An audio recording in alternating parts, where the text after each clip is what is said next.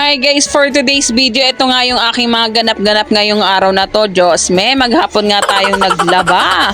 At hindi lang double kill dahil nag-bake pa nga tayo, di ba?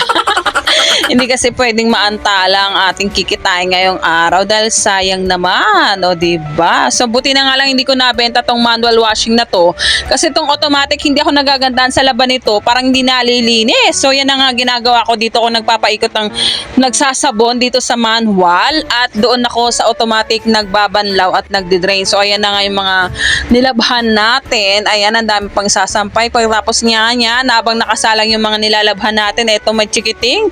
Sana all, sitting pretty pa, cellphone lang at gaya ng isda, palutang-lutang lang. O di ba, ang dami pang lalabhan.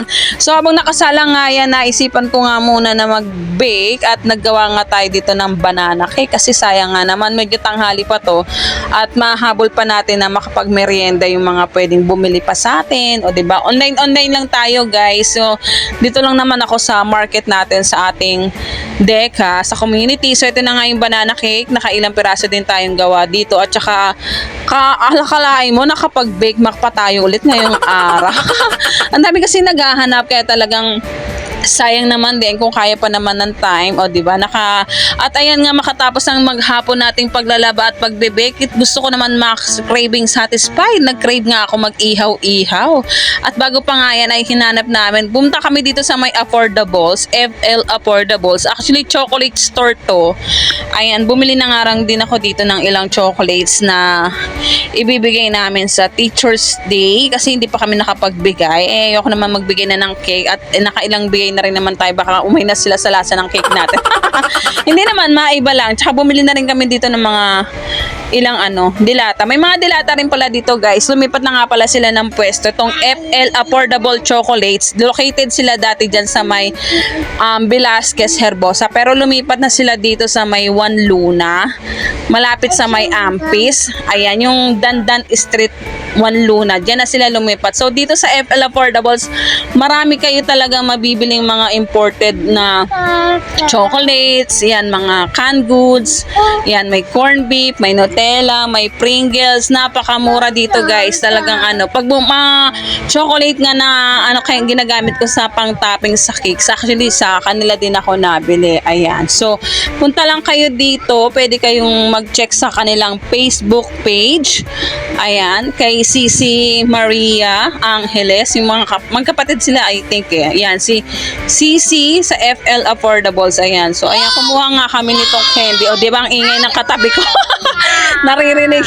Nakikita niya yung video na kinuha ko yung candy na yun. So ayan, maraming basta marami kayong makukuha dito. Lagi silang sale dito guys.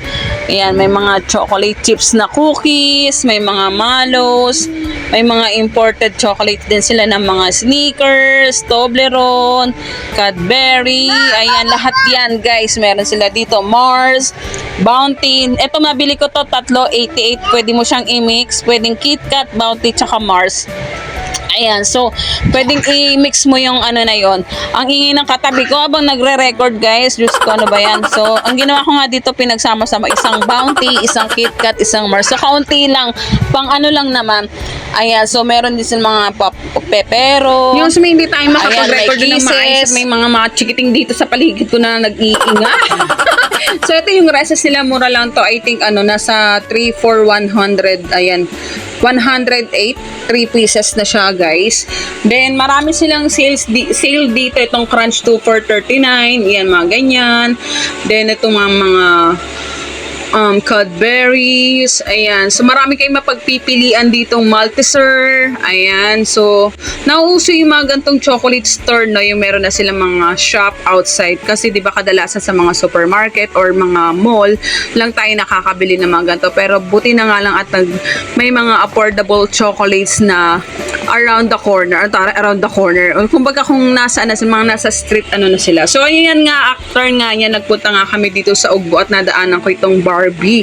Kasi kailangan ko pala ng Barbie sa aking cake order for Saturday. Pero hindi kasi siya fit yung Barbie na yon, kaya nilagpasan na lang namin. So ayan nga, dire-diretso nga kami dito at umikot nga kami dahil napaka-traffic dun sa kabila. At nadaanan namin itong si Yanni's Donut.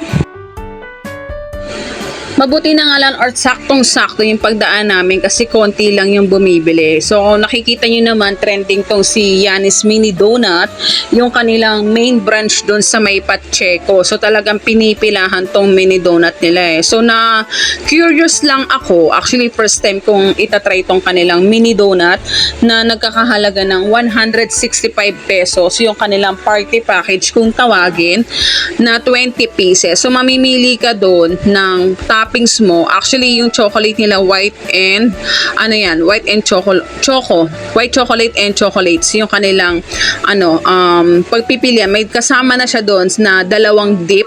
Then mamimili ka na 4 na toppings. So merong nips, mini mallow, sprinkle, Oreo.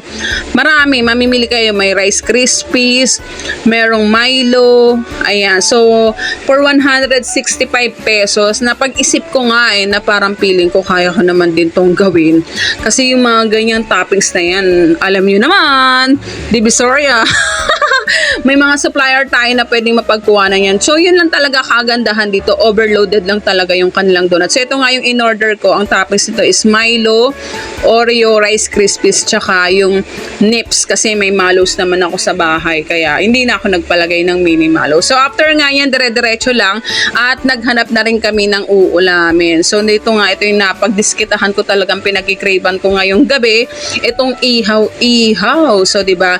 Okay lang naman kumain ng to basta wag lang pong araw-arawin kasi 'di ba may mga naanong sakit dito sa pagkagantong ihaw-ihaw yung mga sa bato, tama ba? Yung sa basta gano'n na yung mga pag nasusobrahan ka daw sa mga gantong pagkain.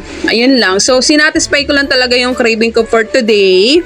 Ayan. So, eto na nga si mini donut na yan. So, ayan nga, feeling ko kayang-kaya siyang gawin. So, kailangan lang talaga ng oras. Diba?